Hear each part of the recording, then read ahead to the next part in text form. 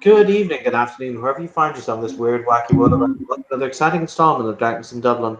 This evening, rain trickles down from on high as Francis Beaumont trudges towards St. Patrick's Cathedral long after the sun is set. The hour has already gone midnight and past it.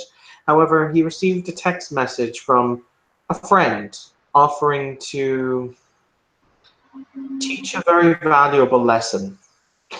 As he walks, he sees his mentor, an individual whom simply calls herself Portia, sitting outside of the church. She's sitting on the stone steps with a cigarette in her hand. She is casually smoking it. Above her, there's a young woman who is holding a umbrella over Portia's head, so she's not doused by the worst of the rain. As you approach, she smiles before standing up. Ah, darling Francis, it is so good to see you.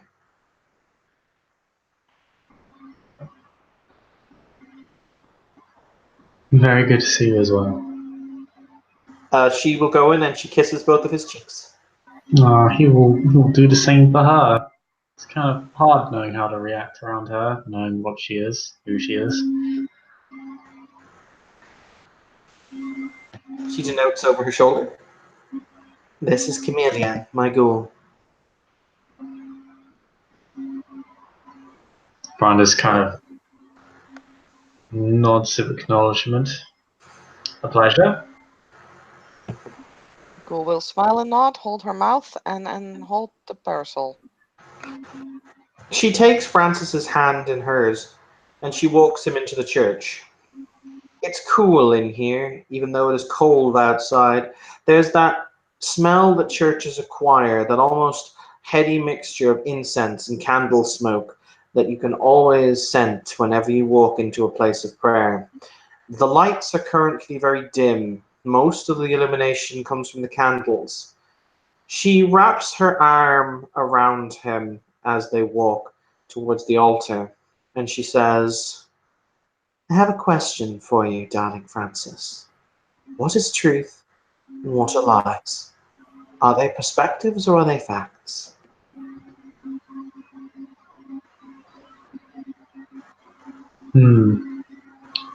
Francis gives this question some thought.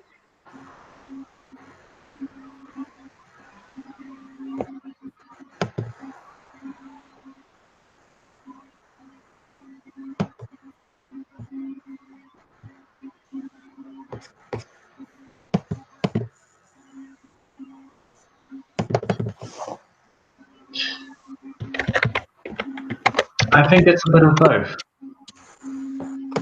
I think there's always been a bit of objectivity hiding underneath subjectivity and vice versa. So, does what is truth now change when time decides it must change, or does it remain the same?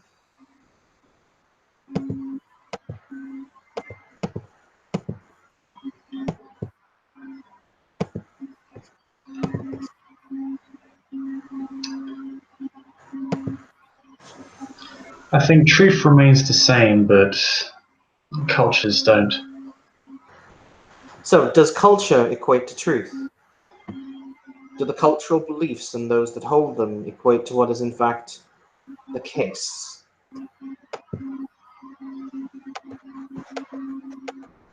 Oh, I didn't quite catch that.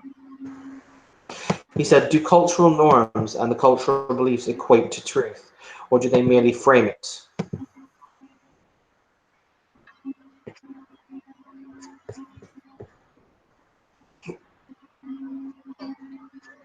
I guess it's a bit of thought again.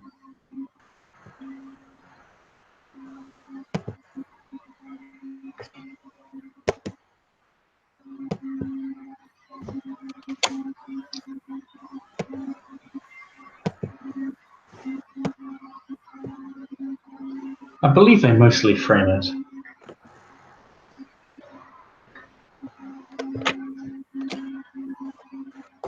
I have a question then. She sits on just the first step of the altar, where people would traditionally kneel, and she says, do you believe in God, Francis Belmont?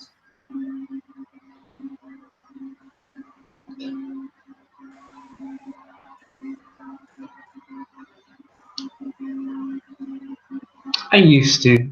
I don't really consider it anymore. Why?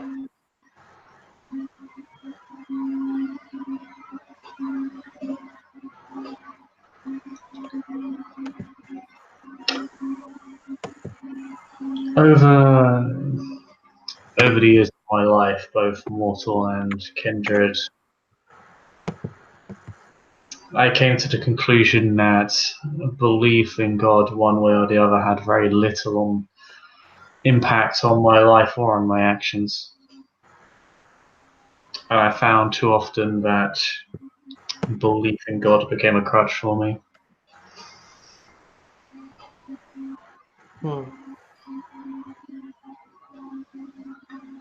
An interesting concept, the crutch.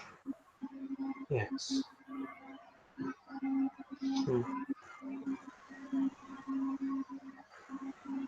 So, you do not hold to the belief that we are the bastards of Cain's curse.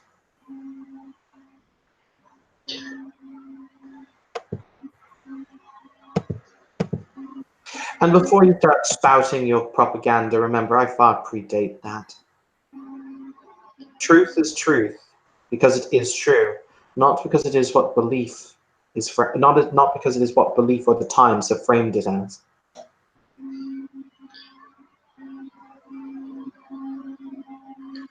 I wouldn't say I believe or disbelieve one way or the other, to be completely honest. The concept of Cain and our supposed heritage to the figure, well, much like God, has had very little impact on my life outside of the Sabbat's belief in the concept. But I wouldn't consider myself a particularly spiritual man. Do you follow the way of the Humanitus?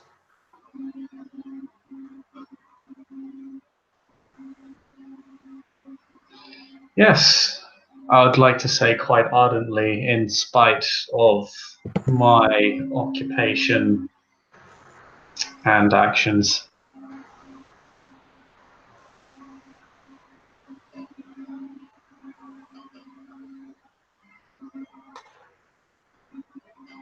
Then I would ask you, Francis. Here in this place, though you might not believe that God is God, and obviously this place was built to venerate a God that people have fallen, well, out of love with, perhaps, or have fallen to love under a different mask. Confess your sins. Look at her eyes glance up and slightly over your head as she says that before they look down at you. Hmm.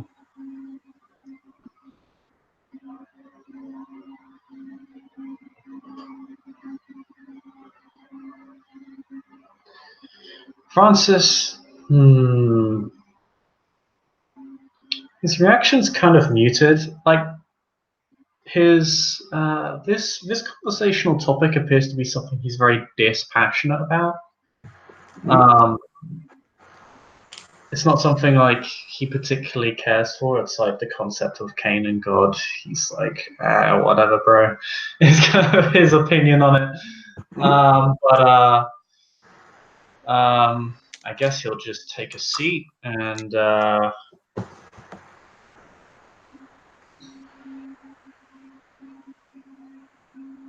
he'll begin considering his sins. He'll just say, "Well, it's 200 years of baggage. We may be here for a while." He kind of just glances to the ceiling. I have all the time in the world.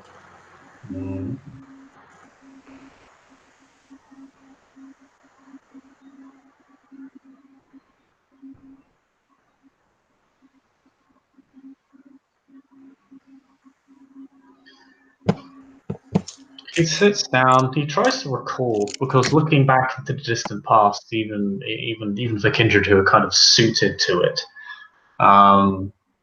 was sort of almost built for it in a sort of metaphysical way. Still not trivial.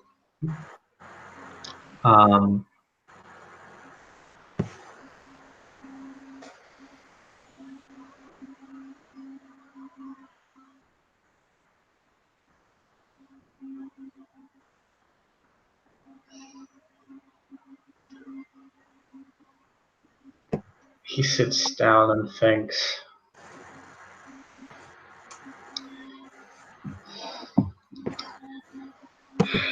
Oh, I remember the first time I had to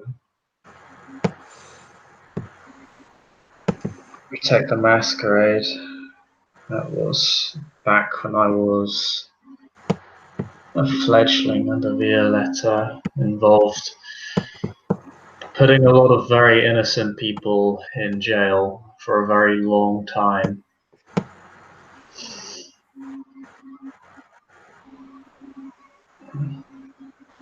Then I'm not even going to try and recount my political sins, they're far too many.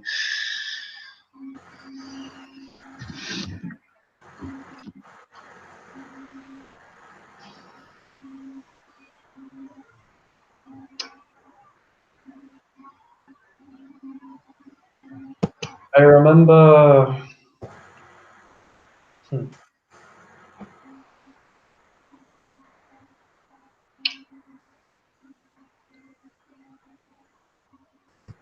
the first time I killed a shovelhead.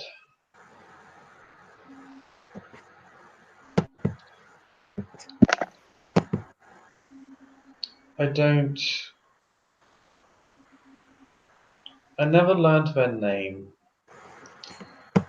I don't usually learn my enemy's name. Usually the names I do learn of my enemies are, well, they're so far gone, it's very easy to justify acting against them. It's rather ironic, really, that the most innocent are the ones that end up being ignored the most.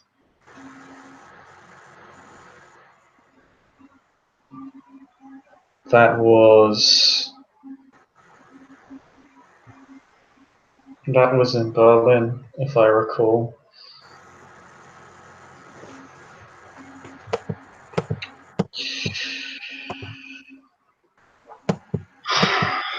Things were, still are, pretty heated.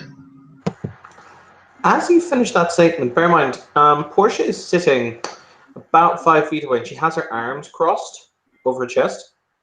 You feel a hand on your shoulder and you hear someone say, "You are forgetting."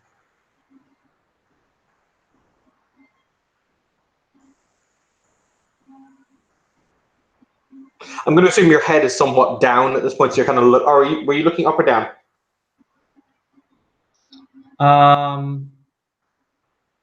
He's looking up because he's trying to recall. Okay. You feel a hand on your shoulder. You hear somebody say, "You are forgiven."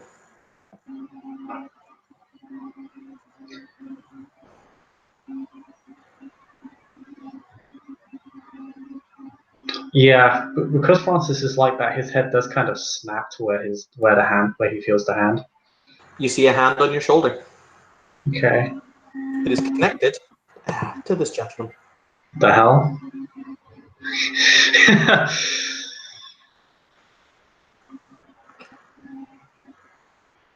Oftentimes, for the record, he's not speaking. He's speaking into your mind. Okay, yeah, he does get up because it's Francis's paranoid. I have checked the roll against your willpower, so yes, he does succeed.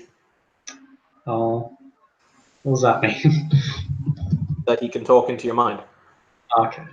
He's not. You can tell with your level of aspects. He's actively not checking anything. He's just communicating. Yeah, Francis is just paranoid because someone snuck up on him, and that pretty much is sort of a kind of throws him into a sort of pseudo combat kind of throws his mind into a combative mindset. You are remorseful, not because you deem what you did to be incorrect, but because you understood the value that at one point the individual whom was so changed, darkened, altered, was at one point a person, and you, Francis Belmont, could not help but see the humanity that that person once possessed. Even though you were right, it had become a monster, snuffing out its life, you still extinguished a candle in which the hands that once possessed it were human.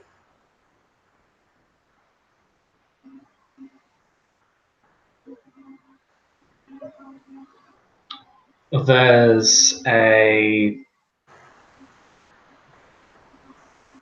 short pause as Francis is kind of processing the situation and the words at the same time,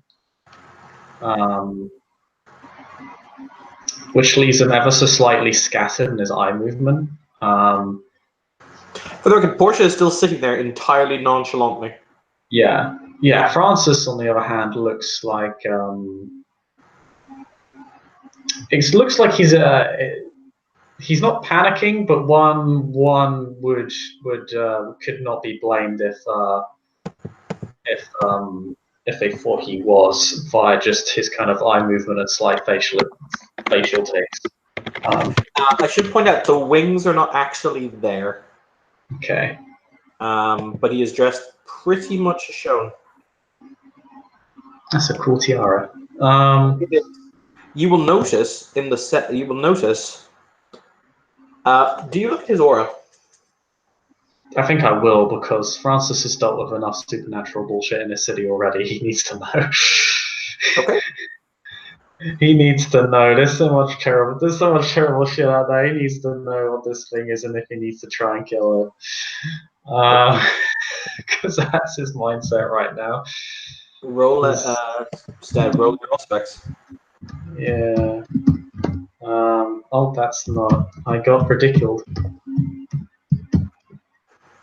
Okay, 6 successes. His aura blazes with an incredible amount of true faith.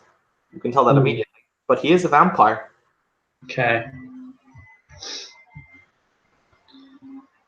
Okay, that causes him to calm down a little bit. He does detense a little bit, but still very much. He's on edge. Every time someone sneaks up on him, this sort of thing happens. He gets thrown into a combative mindset, and He almost seems to radiate waves of palpable calm. It's like as you breathe in, it makes your breathing easy. No, you don't breathe. Actually, do you breathe? Because you're on such high humanity. Master of Masquerade, which means Francis actually is practiced at breathing. He does it without prompting. Interesting. Okay, so as you breathe, you feel your stress, your strain kind of ebb away. There is no evil in this creature. It's actually quite the antithesis. It is so purely good that you can feel it. Okay. For the record, he essentially has the aura effect of humanity. Oh, that helps. That makes Francis a little bit more calm, but he's still, I hesitate to use the word triggered, but a little bit.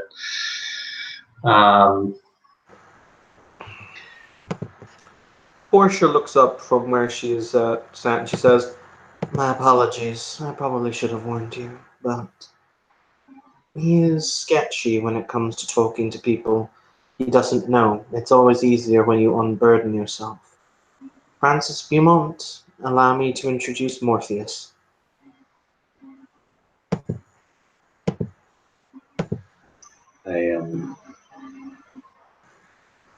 Welcome. Hello. I am so pleased that even though you deemed it necessary to end life, you did it only to end suffering. There is nobility in that. even if, unfortunately, a spark was snuffed out. Francis, he will actually, he steps forward, he has his arms outstretched, and he's going to make to hug you. Okay. Francis, this is probably, yeah, this is one of the few times Francis is very socially awkward. He'll accept, but it's very stilted. He's not really sure how to respond to this person for about half a dozen different reasons. I sense that you have many questions. Please, if I may give you solace in the answering, ask them.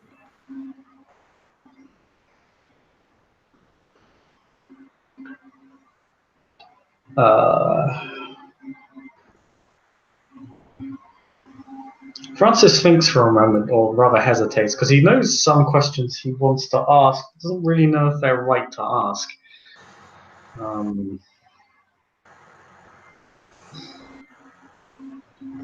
I suppose,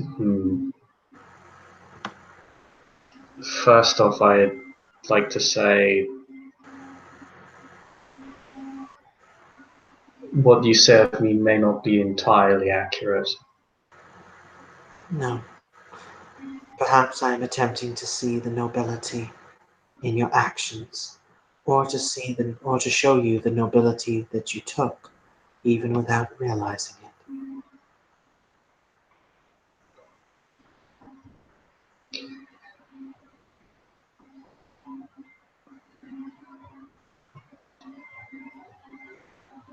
There have been many times where I have ended life likely undeservedly.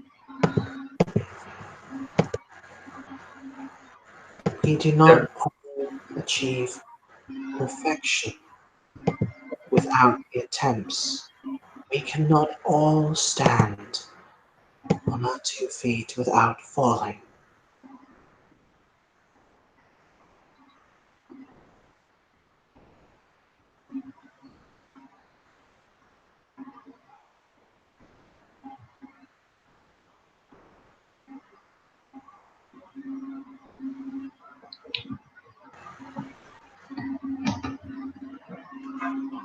The silence is just that long. Is again, Francis is trying to analyze or rather process the situation and the person.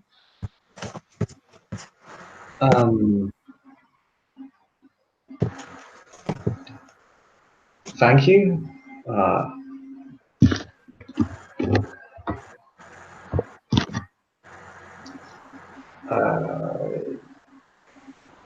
If I may ask,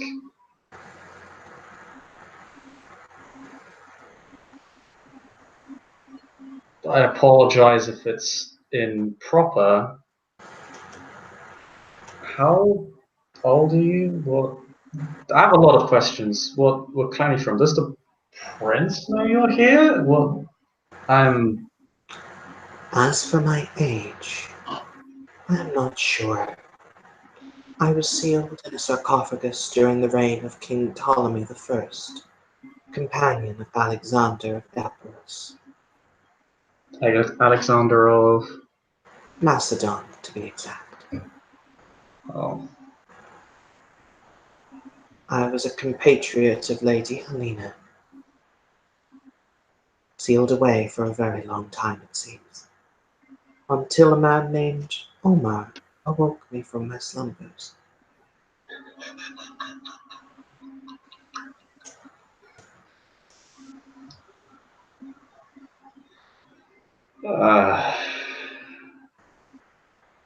As somewhere out there, you just hear, "Hello!" Yeah, Francis, as soon as he hears Ona's name, he just kind of ends up looking up to the side. His eyes kind of look towards the right hand, kind of gaze towards the bottom right hand corner about as far as they can, and just goes. That makes sense.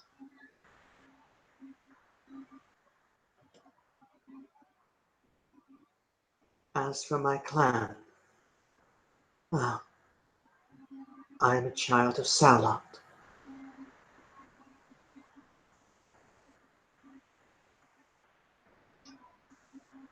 Who the fuck is that? What? Like, would Francis know who Salot is? Well, someone was speaking Book of Nod phrases that I think involved Salot's name in the big battle. Oh yeah, that guy. That guy over there! That guy over there. Points vaguely at the floor underground.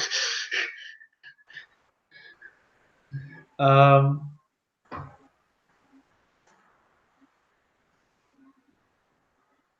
Actually, no. He won't say child. He will say childer of Solot. oh, that puts this into a whole new meaning for Francis.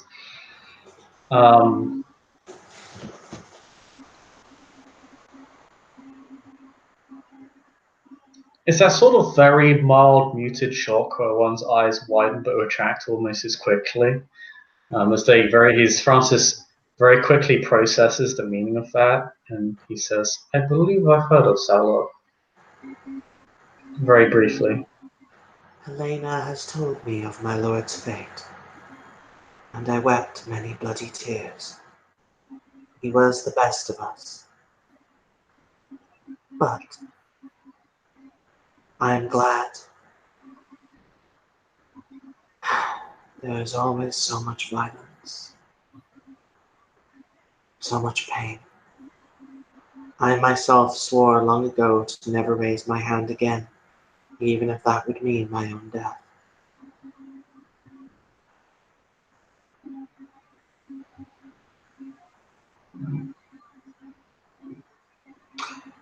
I will tell you something right now, Bishop, because you've got the 6 successes. Not only is he being entangled, Bishop, you could walk up, wrench his neck to the side, and diablerize him here and now, and he would not stop you. Yeah, Francis isn't gonna do that. Mainly because, not necessarily because of his humanity, although that plays into it, but also because Francis actually has kind of a healthy respect for lineage and heritage, so he wouldn't really want to spit on that idea. It's kind of anathema to him. But He points to your chest, Francis, and he says, "May I have that? I will return it."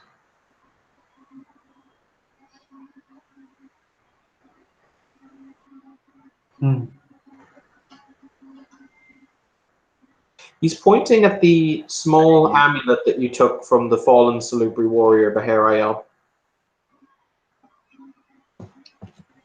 His name was Baharael. He was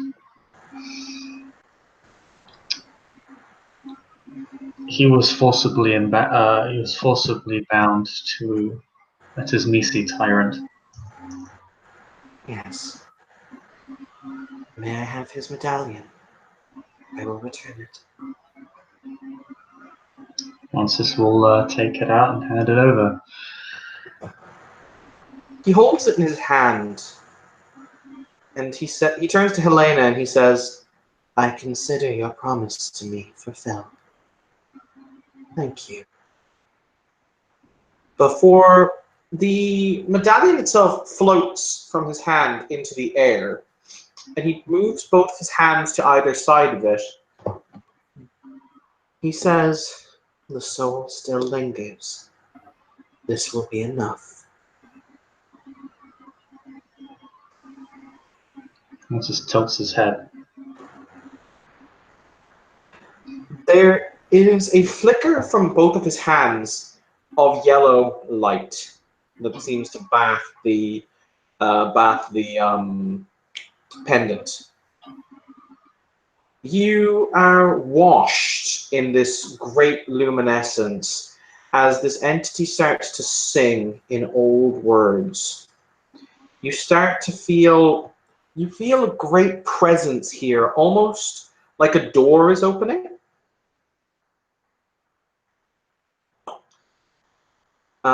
It rocks you to the very depths of your being. You feel yourself quake inside, but at the same point in time, it fills you with a renewed sense of vigor. Any willpower that you may have spent or any wounds that you are suffering are immediately healed. I don't know if you had any willpower loss or wounds that you were currently suffering, but they're gone now. I think, yeah, he had filled up on both. Cool. In that case, you will gain another permanent dot of willpower. Okay.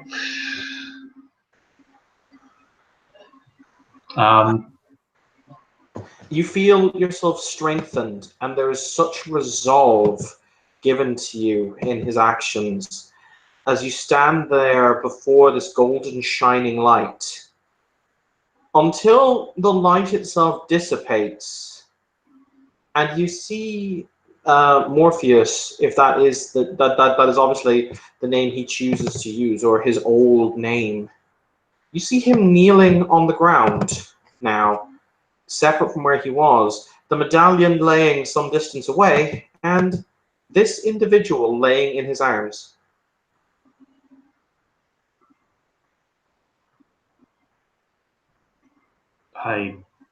What? Mm-hmm. No, Francis says that. He doesn't seem. The figure is, for the record, since you had like stupid successes on your aura side, didn't you? 6. Yeah. The figure is very much there, still a kindred, and sleeping. So it's very, very passive. He just kind of can't really believe his eyes. This to him is this is actually something he can't process. He's like he can't believe he goes to process it and then he just thinks what? That's what he thinks. It's his mind just kind of races with questions and shock and awe and he would feel happy, but he can't because he doesn't really know what he's witnessing. He's struggling to process the actual moment, so he doesn't really know how to feel other than this happened. And he like just kind of goes very hesitantly to just tap Bahirel's shoulder as if to kind of like make sure this is a thing. You feel the shoulder. For the record, I will point out, but he is naked, as in he's not actually wearing any clothing. But yeah, he is physically there, physically solid. You feel the cool flesh. How is this? How did? As you look up, for the record, you will see the fact that Morpheus's third eye is very wide open, and it glows with its own angelic golden light.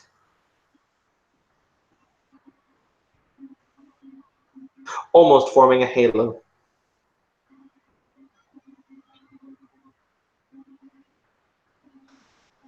I could not stand the idea.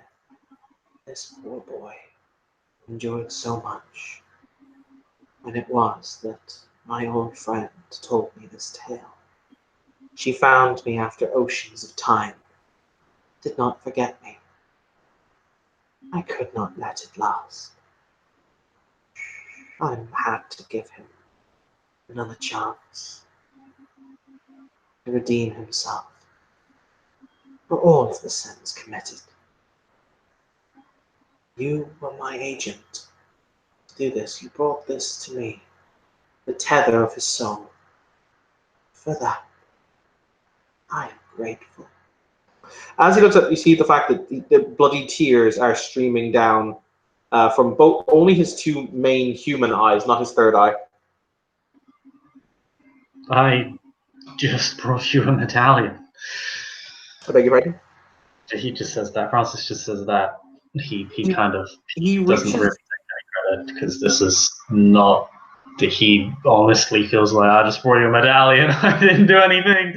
he reaches up and he says, "You and your friends reminded him who he was. There is no greater gift than when you're lost in the darkness, someone showing you the light. You did 10,000 unrepayable services to a broken man from a lost clan, whom so few remember. You might not believe in God, Francis Beaumont, But I see his work. I see his work, his actions through you, through deed and through thought. Thank you.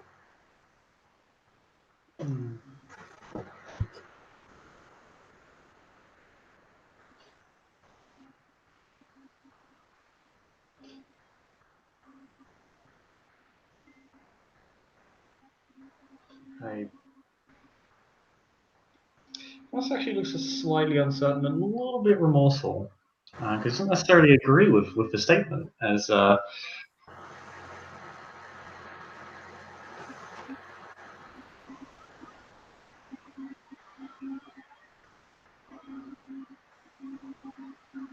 I thank you, but I'm not sure I can accept that. No?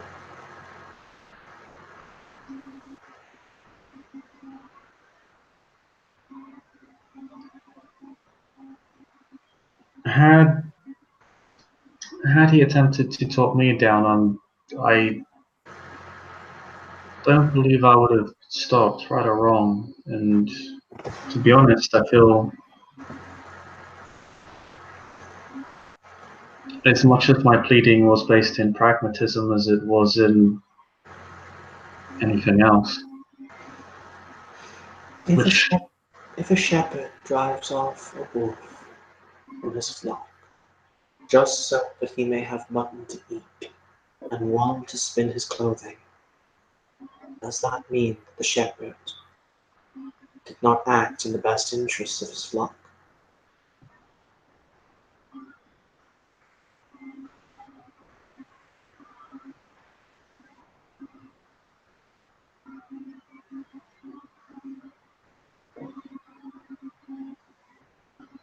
Maybe I just Pragmatism does not deny morality. What you did was right. What you did was honest. What you did was honorable. Even if you did it for your own reasons, that does not decrease what was done. It does not make its magnitude any less important. For centuries this man suffered as a pawn in a game, and you reminded him what it was and what we stand for. Admittedly, you did not do this alone. Friends did likewise. But it doesn't matter why. It matters that it was done.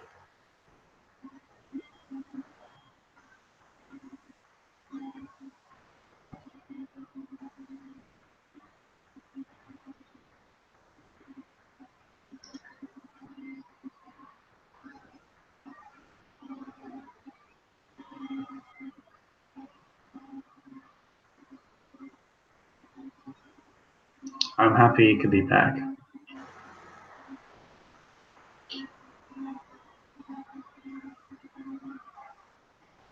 Though I have forever diminished myself in this action, so am I.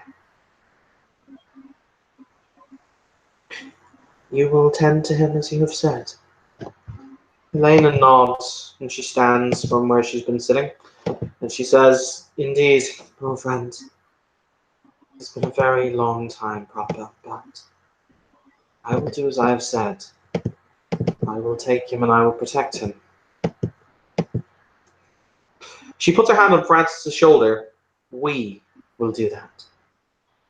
She gives a kind of, she looks at Francis just to make sure that he's going to go along with this statement. Of course. Thank you. I do not know if I will stay in this place, or if I will walk the world to find those who are in need. But I know that I will find a path. At least I hope that it's worth the walking.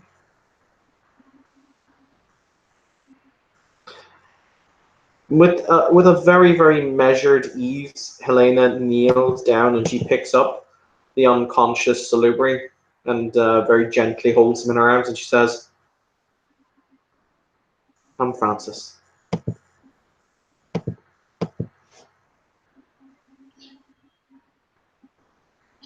Okay. Okay. He just kind of gives one quick look back towards Morpheus as Helen begins to walk off, and he'll quickly follow. Morpheus is smiling before he will vanish again from sight. You sense that it's obfuscate. As you walk out of the church, you may feel free to start blistering Helena with questions that I feel are coming.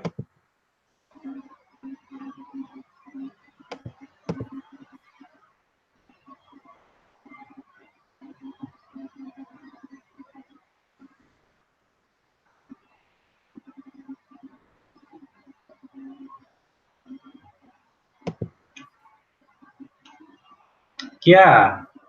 Yeah, a lot of questions. Francis isn't really sure where to start. So he takes a quick moment. He tilts his head, blinks, and just says, "You were that figure's friend?" A very long time ago, yes.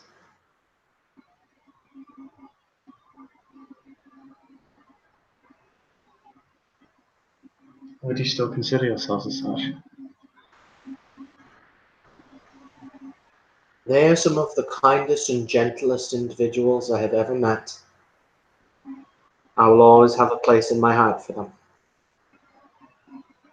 So yes.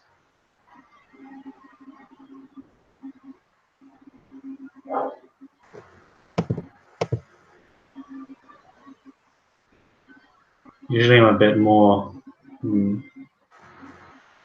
subdued, but I feel the need to ask, what was the manner of your promise between you and Morpheus?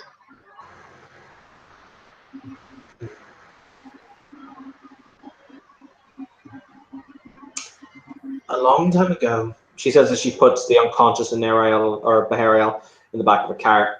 A long time ago, he helped me escape from a very awkward situation. He helped me be with the man who I loved. And so I said that if he should ever need of anything of me, he need only ask. When it was, I told him what had befallen his clanmates and the unfortunate situation thereof. He wanted the man to have a second chance, and so I facilitated that. He held our deal to be completed.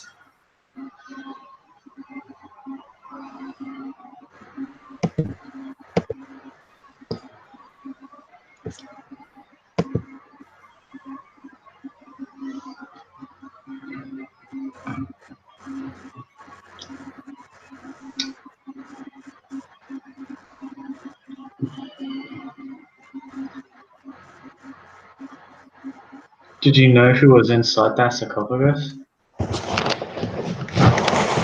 At the time, no, I didn't.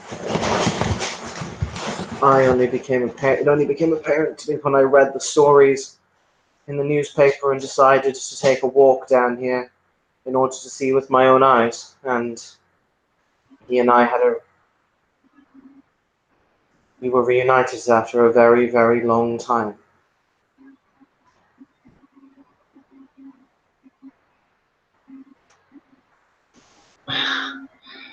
Francis kind of lets out like a sigh, it's kind of like a sigh of amusement as he asks, "What role did Omar play in all of this? Does he know about this?" Yes, Omar Shaditon staked Morpheus.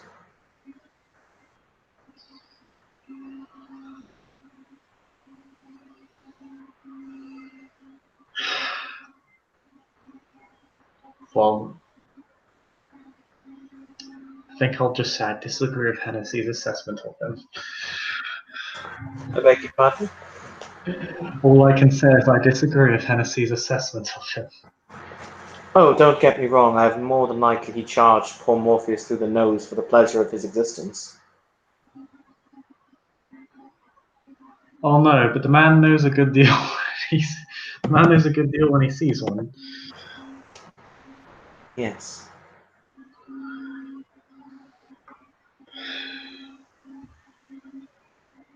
Just, I don't know. I just feel like it's almost a little bit too convenient how all the pieces came together.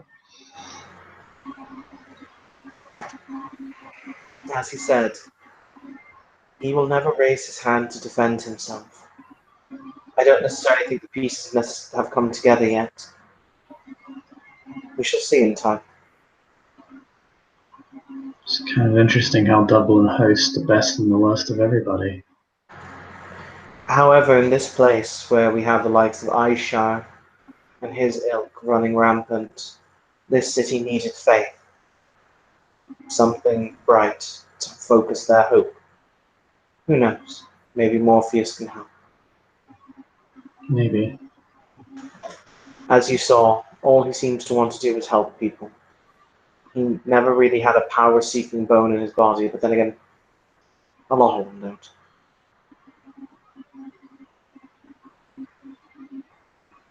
Your Camarilla is wrong, for the record, but then again, most of your elders know this. Your elders come from a time when the antediluvians walked amongst us, those who knew Cain and Enoch. But I can understand why it is that they speak the way they do, and why it is they hold to the beliefs that they do. She puts her hand on his shoulder and she says, "But if I ever teach you anything, it is that you must arm yourself with knowledge, because truth is the greatest weapon of all, particularly when your enemy is ignorance. They are not the crazed, bloodthirsty individuals like Mr. Bart would say. Some of them are, but many are not. You must learn your history in order to understand where it is that you come from and where it is all of this is going."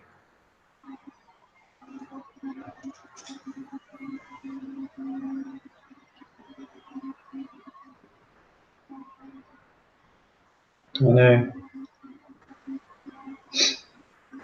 Even if I didn't want to, I'm going to have to. I will not have it said that the blood of my bloodline was ever to languish in ignorance, now would I?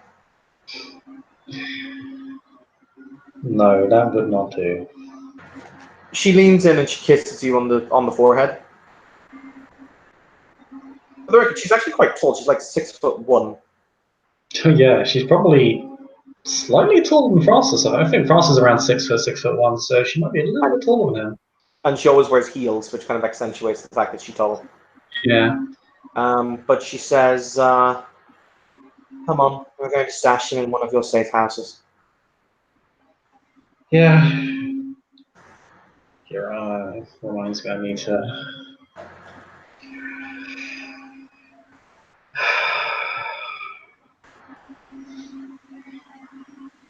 I need to find a way to make more money before I bankrupt myself at this rate. What do you need money for? And I'm importing dozens of weapons. Want me to go and dominate your bank manager? You're not sure how serious that statement was. Yeah. Yeah.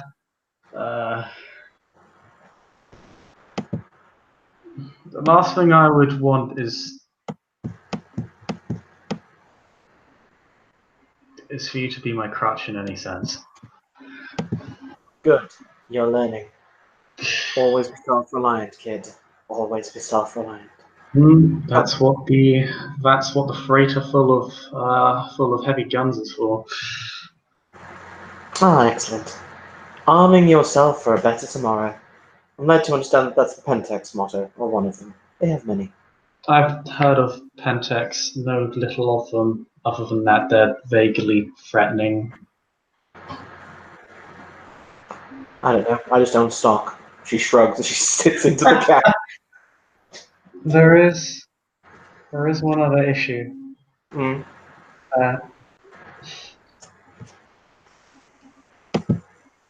Vion sent me to talk to someone, Whisper, about a very particular kindred that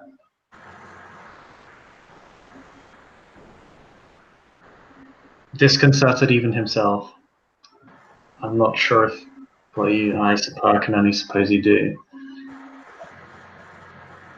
It relates to Aisha's goals. I think he's trying to emulate the kindred known as Cappadocius. Eyebrow goes up. In Cappadocians. Okay. You know the individuals whom you tonight called the Giovanni? Yes, the Clan of Death, as they call themselves. Yeah, they weren't the original Clan of Death. Chris, the Feast of Folly was in the 15th century? Let me double check. I'm not sure if a specific date's actually given. I think there was a specific date for it and everything. Let me double check. It's not on the wiki, I don't think, but I will double check. Sometime before. Oh, the Feast of Folly took place before the Embrace of Giovanni. Huh? The Feast of Folly took place before the Embrace of Augustus Giovanni. But I thought that was when Giovanni killed Cappadocius. No. The Feast of Folly was a separate event where Cappadocius culled half his clan and culled like a third of them and trapped the rest in Kaimalki or something. Oh yes, yeah, no, that's the generation. That's the thing for why the Harbingers of Skulls are a thing. Because he basically trapped them, didn't he? Yeah, and then there was a whole kerfuffle about how Lazarus and like a good portion of his lineage just never showed up because he was like, fuck that. But no, the death of Cappadocius took place in 1444. Okay, she will say, a very long time ago, 600 years or more, Cappadocius died at the hands of Augustus Giovanni, the leader of their brood. Into him, the soul was drunk. Augustus died that day. Or rather, Cappadocius died that day. As for what Cappadocius's plans were, I don't know, honestly. I just know that he existed. I never met him. I've met several of the Antediluvians, but never Cappadocius.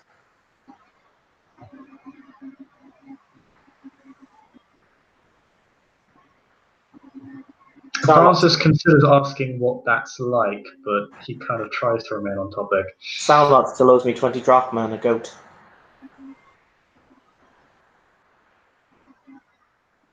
Francis is unsure of how serious that is.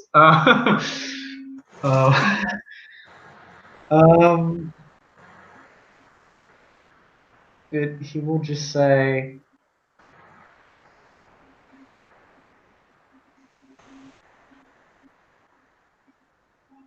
how many of our clans usurp the others?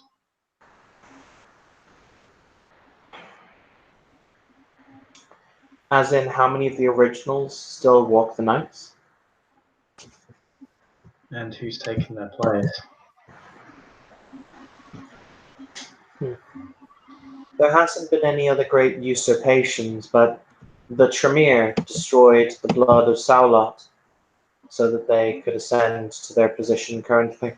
But they didn't replace one with the other, if that makes sense. They became separate and distinct entities.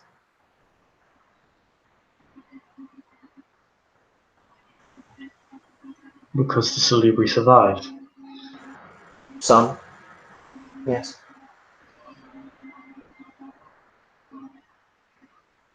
Just makes you wonder just how far back it goes. These are the ones I know about. There are very few of the I guess I'm cat. She kind of smiles in that kind of way of, I'm a woman, I should never say these words. I guess I'm categorized as one of the incredibly old, but I'm still young by comparison to some. I suppose the oldest of us. You can see her actually contemplate that for a moment. Perhaps they're a Shulgi of the Assamites? Maybe.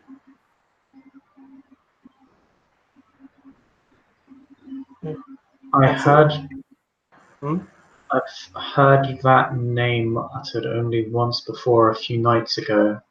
I called in my boon granted to me from Prince Mithras to save to save Katja of the Tremere.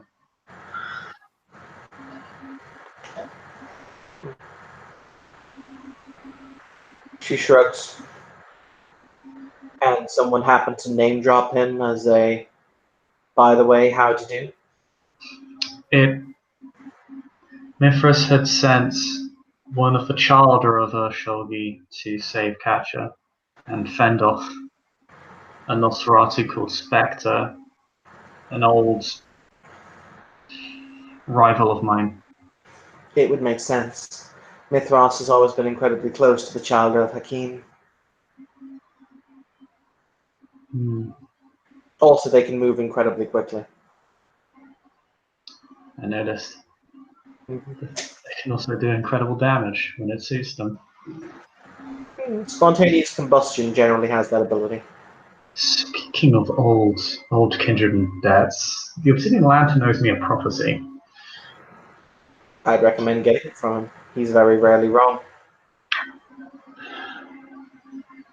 It really isn't.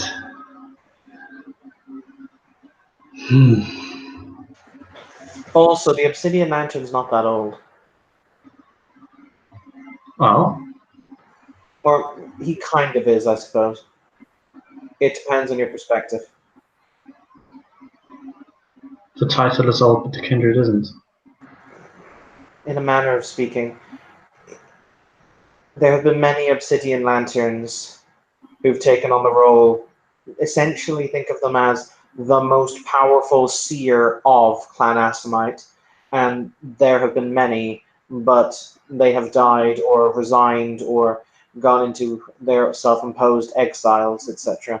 So the current is old by some standards, but not particularly old by others. But then again, due to his clan's particular proclivity for diablerie, he more than likely has many interesting and odd tricks up his sleeve.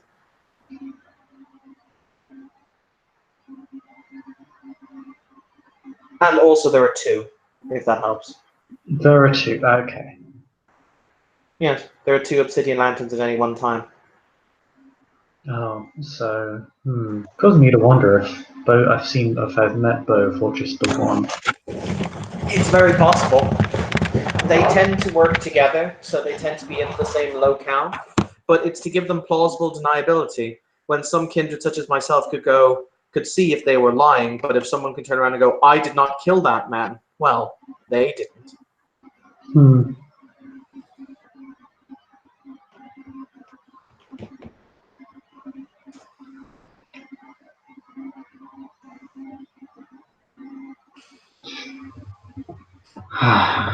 When I was in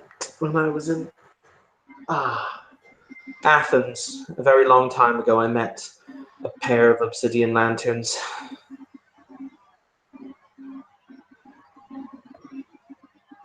They were charming. Strikes me as a very Tismisi trick to pull. The Assamites are wonderful because they learn the strengths of each clan, and then they'll employ those strengths in and of themselves. Of all of the clans, I would say they're probably the most adaptable, with the exception of our own.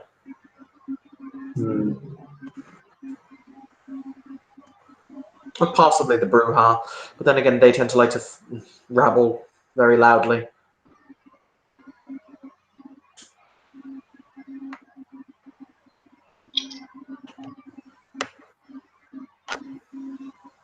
Let's say the bourgeois are, in terms of modernism, roughly on par with us, I suppose. But they are possessed of a lot of grudges, which I think, I believe it cripples them as much as it empowers them. Bye, Saskia. Bye bye, Saskia. Bye bye, friendly ghoul.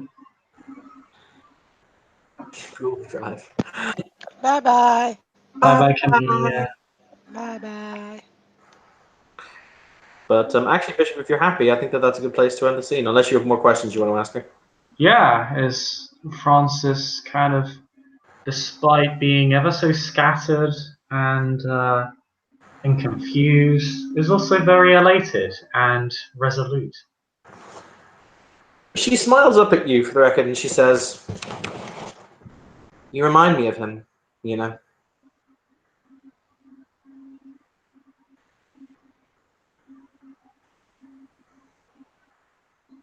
Francis looks and just says, "Of who?" The man I loved a very long time ago. You have very much the same spirit.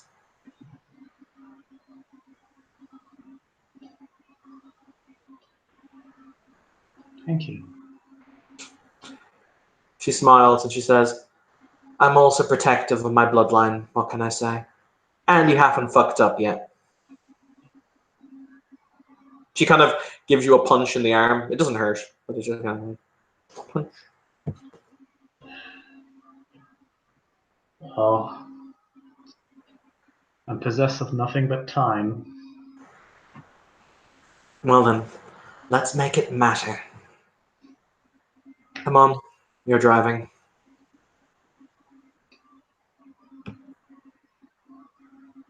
He looks at the ghoul. So, the ghoul is... But we also don't know the way to your safe house, so you're driving. We'll get pizza on the way. She does say we'll get pizza on the way. Nice. Francis must say nice, but But, and with that, we'll end our scene. Thank you, players, for playing. Thank you, watchers, for watching. This has been another scene in Darkness in Dublin. Have a pleasant evening.